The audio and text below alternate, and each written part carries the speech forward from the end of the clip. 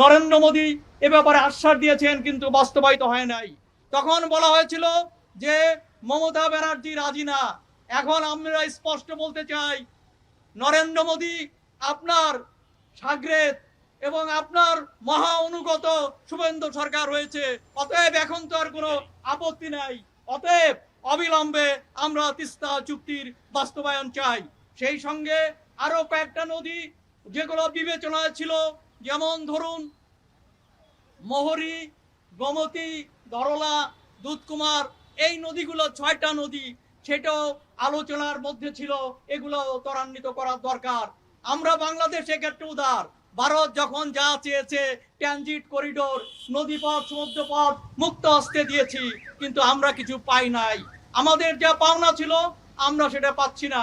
এখানে বলা হয় যে 54টা নদী আন্তর্জাতিক নদী, গবেষকরা বলছেন কথাটা ঠিক না। আন্তর্জাতিক নদীর সংখ্যা ভারতের সঙ্গে প্রায় শতাধিক।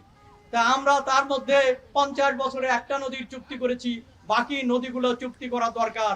যেমন ধরুন ভারতের যখন, আপনাদের মনে আছে যে ত্রিপুরার সাবরুমে যখন ফসল পড়ে যাচ্ছিল, বাংলাদেশের কাছে পানি চেয়েছিল, বাংলাদেশ ফেনী নদীর পানি দিয়েছে।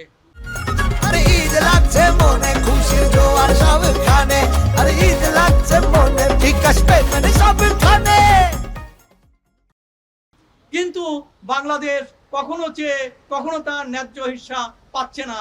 আমরা এই ন্যায্য হিস্সা জন্য আমরা মনে করি আলাপ আলোচনা করা উচিত, এবং সেই আলাপ আলোচনা শুধুমাত্র আমাদের মতামত নয়, পশ্চিমবঙ্গ এবং ভারতের পরিবেশবিদ তাদের মতামত গ্রহণ করা খুবই জরুরি।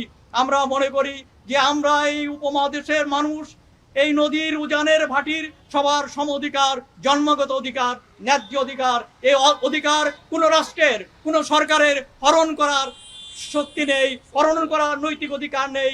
তাই আমরা মনে করি অবিলম্বে নদীর উপর ন্যায্য অধিকার প্রতিষ্ঠার জন্য একটা চুক্তি, সামগ্রিক চুক্তি, অর্থাৎ ভারত বাংলাদেশ, প্রয়োজনে চীন, নেপাল, ভুটান সহ সবাই মিলে আমরা একটা মানবিক এবং যৌক্তিক চুক্তিতে যেতে পারি। প্রয়োজন হলে সহায়তা দরকার। যেমন সিন্ধের চুক্তি হয়েছিল, বিশ্বব্যাংক সহায়তা করেছিল, মধ্যস্থতা করেছিল। আমরা জাতিসংঘের মধ্যস্থতা এই চুক্তিগুলোর নবায়ন দাবি করি।